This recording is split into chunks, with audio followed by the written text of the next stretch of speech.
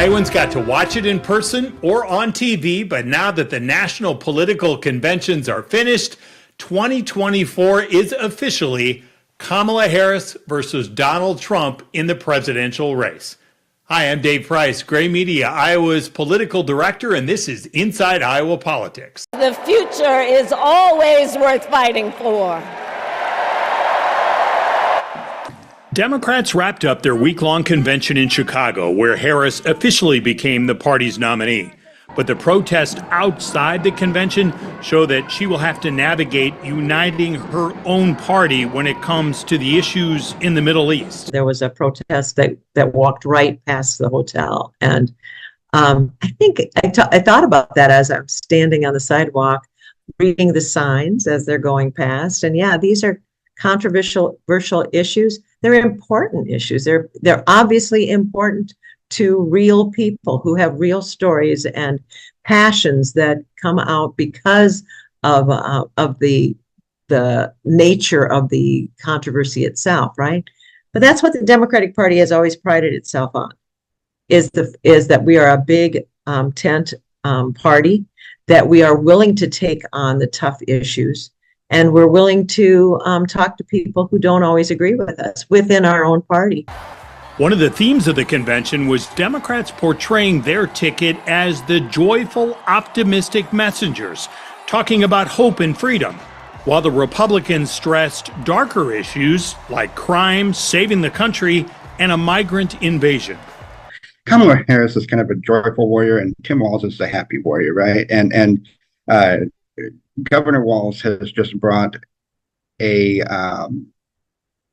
he reminds you of the dad down the street that you grew up with, right? I mean, maybe they taught you about what it meant to stand for the flag and to be patriotic because they served in the military, and maybe they showed up at the football games to coach because sometimes there's not a line full of people to show up.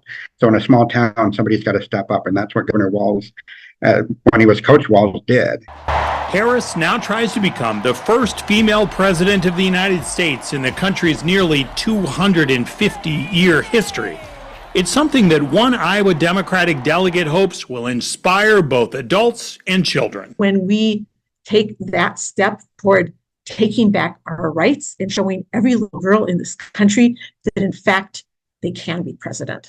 Iowa's former governor, one-time presidential candidate, and the nation's agricultural secretary believes that Tim Walz and his family will be a big asset for the party.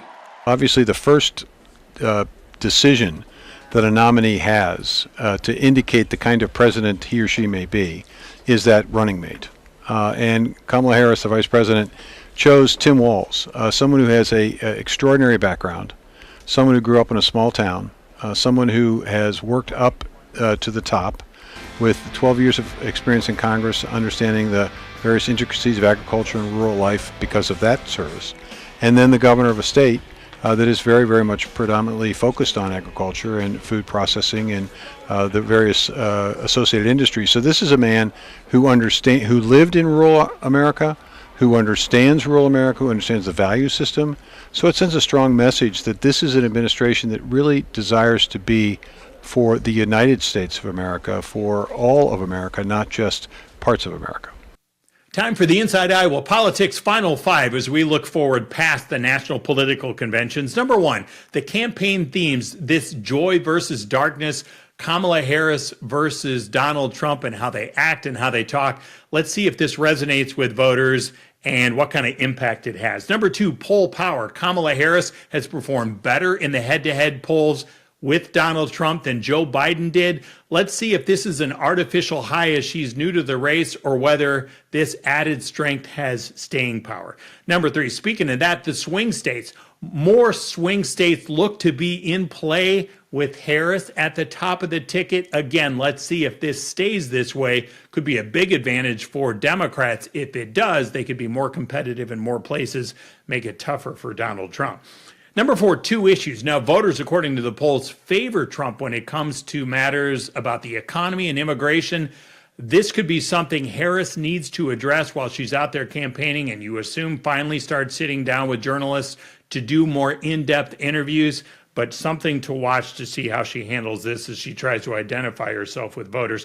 Finally, number 5, the race. So RFK Jr. drops out of the race. Wasn't a huge factor, but when it was Biden and Trump, it maybe gave voters another choice, a younger choice, if you will. Now that it's Harris-Trump, there didn't seem to really be much of a place for RFK Jr. Let's see now where his supporters go. Do they get behind Trump? Do they find another alternative? Or do they just sit this race out? Something to think about.